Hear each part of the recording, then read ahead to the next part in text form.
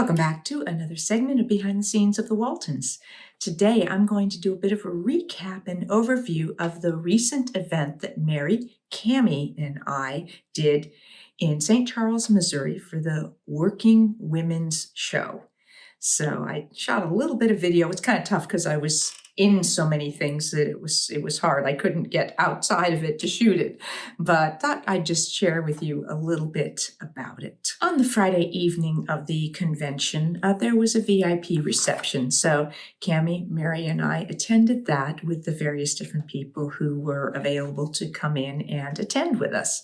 So here we are. We're sort of entering the convention center, and then we went on into the reception. We took advantage of being together to shoot a little video to welcome everybody. They're my sisters at the Working Women's Conference show. Conference show. Yeah. We're going to be working women this weekend. Yeah. Yes. Now, a while back, Rhea Dance asked this question for Ask Judy, and I had set it aside because I didn't have an answer. She had asked, since Cammie is a teacher, educator, did she ever include any of Earl's works, whether written or in video form, as reading, viewing for her students, or even as suggested reading for the school she was teaching at?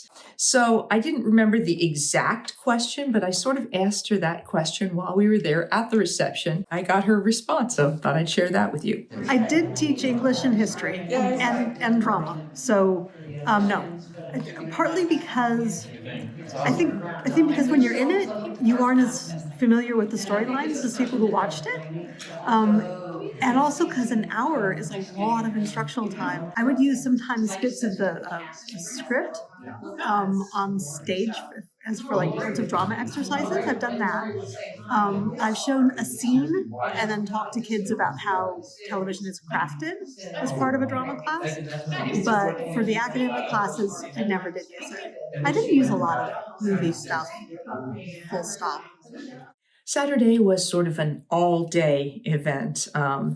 We just kind of hung out Friday night because of the reception. We grabbed sort of an early dinner, and then after the VIP reception, it was getting later, and so we'd kind of just gotten in. We were getting settled, so we decided we'd call it kind of an early night because Saturday was a long day. In the morning, we basically were having photos taken and signing things for people and meeting and greeting and all that. And then we had lunch, and then we went to the main stage and spoke to the crowd there. Here we are. We are about to go on stage. You hear There's that? our music. I took an opportunity to shoot some of the crowd that was there. As you can see here in the convention hall, there was a lot of vendors, and we had quite a bit of seating, and we had a good crowd there to listen to what we had to say, and then to answer questions, because we took questions after we each spoke. So as we were each speaking, we started off by each doing 10 to 15 minutes just about ourselves and our life and our experiences as working women. Mary shared about her sort of theme of transitions and how throughout the course of her life, from starting working at the age of 10, and then, of course, all through the Waltons, and then the rough period she went through after the Waltons, and figuring out what happens next, and all the various different things that she did along the way. She talked about that and how she just kept transitioning and finding, new ways to reinvent herself, things like that. And then she found her way into also coaching and being a life coach and an acting teacher, and has helped so many people with that skill set as well. So it was fascinating to me to hear more of Mary's story, a lot of which is in her book, Lessons from the Mountain, What I Learned from Aaron Walton. Cammie shared about starting work at the age of 6 and how her mom was a working mom and had a career and wanted to continue in her career. So when Cammie decided she wanted to start acting, Barbara basically said, well, I don't really want to give up my career. So when she got the series, Cammie was not taken to the set every day by her mother, but she had guardians that would take her. But, Cammie talked about doing all of that acting and then transitioning into teaching. So she has had quite a varied life experience herself. One of the key things she talked about was the importance of putting together a good team of people and what a difference that makes to success in whatever you're doing. As for me, I spoke about having started acting and working from the time I was also about 6 and doing theater and commercials and film and stuff like that. And then, of course, getting cast in the Waltons. And then my subsequent, after the Waltons, being typecast, not being able to get work in film and television, and just that idea that when one door closes, another one opens. So I kept looking for the open doors. So I talked about that and moving into theater and then behind the scenes writing and directing, starting my YouTube channel. For those a lot of people in the audience were familiar with it, some weren't. So hopefully we got some new viewers, some new subscribers, some new members of our community here. And like Mary, I talked about transitioning, how often I had to do that throughout my life, the challenges of being a working mother, a single working mother, how challenging that was, surrounding yourself with good people and how important it is to have people in your life that uplift you and inspire you. And that if you have people who are very negative and critical and judgmental of you and, make you feel bad about yourself, I recommended you keep your distance from people like that. After each of us spoke a little bit about our own experiences as working women, then we took questions from the audience, and there was a lot of interesting questions that people asked, and we enjoyed having an opportunity to see what was of interest to the audience members.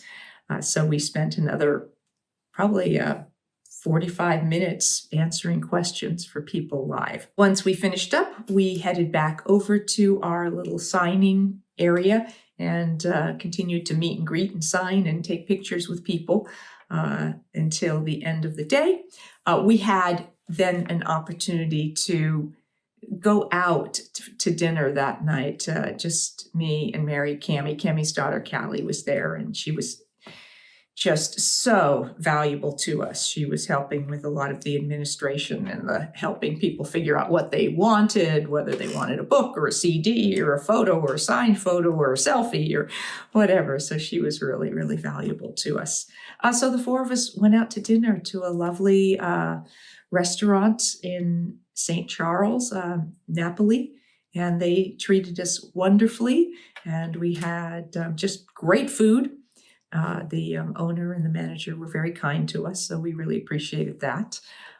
So it was a great day, and that concluded day 1. On Sunday, we had a little bit later start, which was nice. Got to sleep in a little bit, and we met up for lunch right before we then went back to the main stage, and once more it was a lot of new people on Sunday, so we shared once again about ourselves and our experiences as working women. And then we went on to back to our tables to sign autographs and take pictures and whatnot. And someone came over and was talking about how much the show meant to them. And so I ended up giving my phone, to another fan who was there, who was kind enough to shoot this video of what was going on, and me and Mary and Cammie, and also one of the fans and the lovely comments she had to make about the show. This is Andrea, and Mark, And Sister Mary. and Sister Cammie's over there. So you had something lovely to say Yes. at the question and answer. Can you share that again for all of Judy's viewers? I've been watching their show since I was 3 years old. Grew up through all of the 70s, 80s, 90s, and then now I work as a teacher. At the end of the day, I come home, I'm tired, but whenever I watch the show, it makes me feel so relaxed and feel loved. Honestly, that show makes me feel loved. And she made us cry when she shared this with us today. She made us cry. After the end of the day, we took a group photo with the staff who were so wonderful at the convention. They really took good care of us, and Jim Davis and his partner Scott, who run the show, were so kind to us and really just treated us great. So a shout out to them and to all of the staff, and that just helped us so much over the course of the weekend. And then once more, Cammie, Mary, and Callie and I went out to dinner. We went to a little restaurant in the old part of St. Charles where there's like brick cobble streets, and went to a place, I think it was called the Main House or the Main Cafe or something like that. And once more, just had a nice cozy dinner together, and then went back and just sat in the hotel lobby and had a glass of wine and just chatted some more, because it's so special to us when we get to spend time together that we just didn't want it to end. So we just stayed up and chatted for a while, and then finally we all kind of had to head off to bed. And both Mary and Cammie flew out on Monday. I stayed in St. Louis to visit with friends of mine, and I was going to stay till Wednesday, but then we had a lot of weather. There was snow and there was sleet and there was all kinds of stuff going on, and another winter storm was coming in. So my friend said, you should get out of here just in case it gets a lot worse and you can't get out. So I changed my flight to later in the day, Tuesday. And I took this little video when I was at the airport, just kind of showing the snow on the runway, and just it was novel for me after having mostly been in California. Of course, I spent years living in Canada where I dealt with heavy, cold, snowy weather a lot while I was working there, but I'm out of practice, I have to say. So I was a little timid about wanting to be doing a lot of driving around in the weather because it was freezing over and stuff. Well, here I am at the airport in St. Louis, hoping to get home shortly. As you can see, it's pretty darn snowy out there.